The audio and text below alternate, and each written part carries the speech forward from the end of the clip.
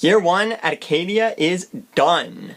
Hello again, warriors. How have you been? It is Zach, and today I am giving my review, recap, highlight reel of my intensive courses down at Acadia University. If you're not aware, I recently went down to the Valley to take 2 intensive courses.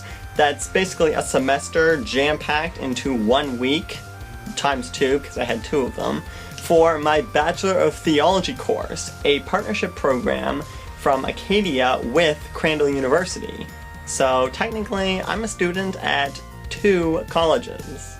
2 weeks may not seem like a long time, but when you're covering 2,000 years of church history in one and focusing on your own personal relationship with God in the other, the hours can really add up quick. Thankfully though, I had an awesome group of non-believers to spend my time with and grow in community. Unfortunately, I did have to skip some upload days because I was so busy, and a few more when I got back because I was too lazy to finish this video. But I was able to get a whole bunch of footage to show you guys so you can all share in the experience with me. Although those couple of weeks were actually kinda tough, they allowed me to grow closer with my B.Th family. The first night after classes, we got together for a turkey dinner, which actually turned out to be chicken, because the resident building's oven kept getting turned off on us. Regardless of that, it turned out to be a really cool night. After we finished eating, we got into a few rounds of Polish ping pong, which was familiar to some, but completely foreign to basically everybody else. Now on, if you die, you're dead. Crap. If you die, you're dead. Alright, makes sense. If you die, you're dead. I'll set it real nice for you. If you die, you're dead. No problem. How this goes? If you die, you're dead. I think a lot of people are going to be a little bit more appreciative after Loop It after that night. I wasn't able to capture anything memorable after that until about Friday. If you're following me on Snapchat, you would have seen when me and a few of the guys went out for sushi and then hopped over to Kentville to catch a bit of the fireworks. We almost got led down a dark path by the wrong crowd, no thanks to me and John, but thankfully Des was able to keep us on track and we were able to enjoy some of the apple blossom excitement.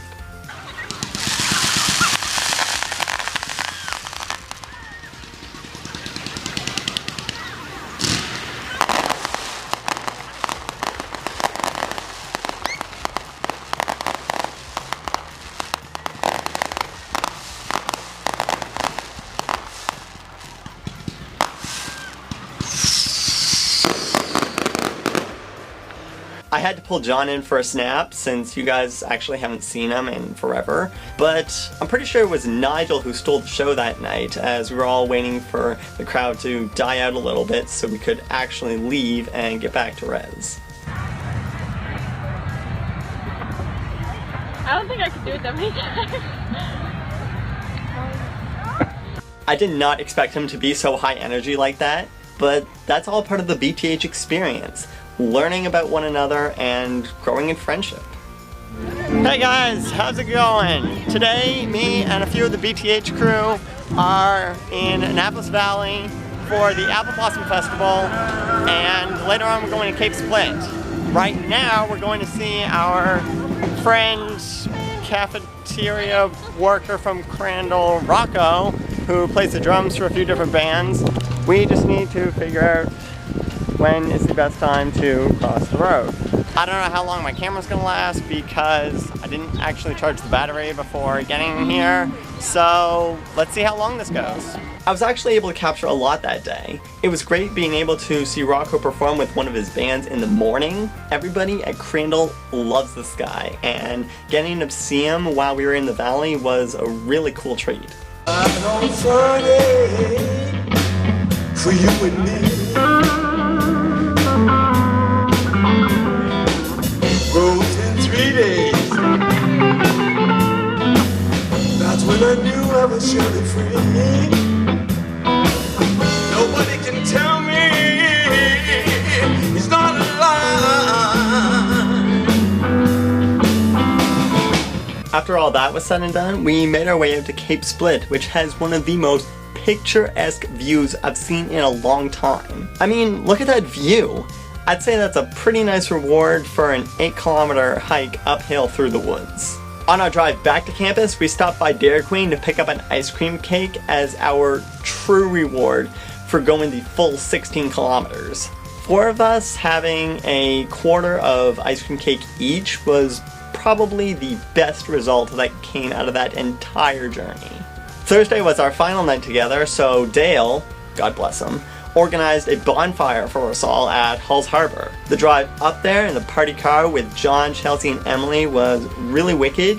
We blasted Chainsaw, Cray Button, and When Can I See You Again, singing at the top of our lungs while trying to keep up with our Speed Demon program director. The beach itself was gorgeous, especially in the sunset. Naturally, we had a little bit of a wait before we started the bonfire, which gave Chelsea and me time to go exploring, and we found a small crevice in the side of the cliff that I just had to get some footage of. I found a cave, guys! I'm like in a rock wall, and this is actually pretty sweet. Oh, cool. Oh, B.Th week 2 it's going well. We ended up building our first fire a little too close to the water, so we had to pull everything back when the tide came in. We had so much food.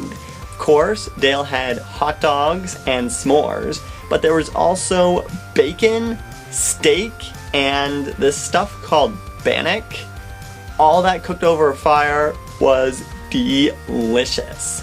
If you've never cooked bacon or steak strips over a fire, definitely do it this summer. It is the best way to have that food. Poor John couldn't really enjoy too much because his bacon took nearly half an hour to cook, but eventually he got it going and was able to get it done before the tide crept in all the way and we had to move to our third fire. The tide's coming in, we need to leave.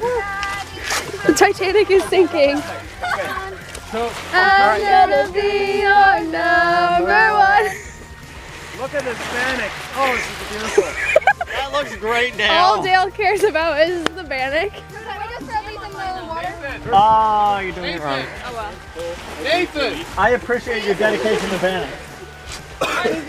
Trying to film it without dying. Somebody grab pieces of wood so we can restart the fire over here. Not happening.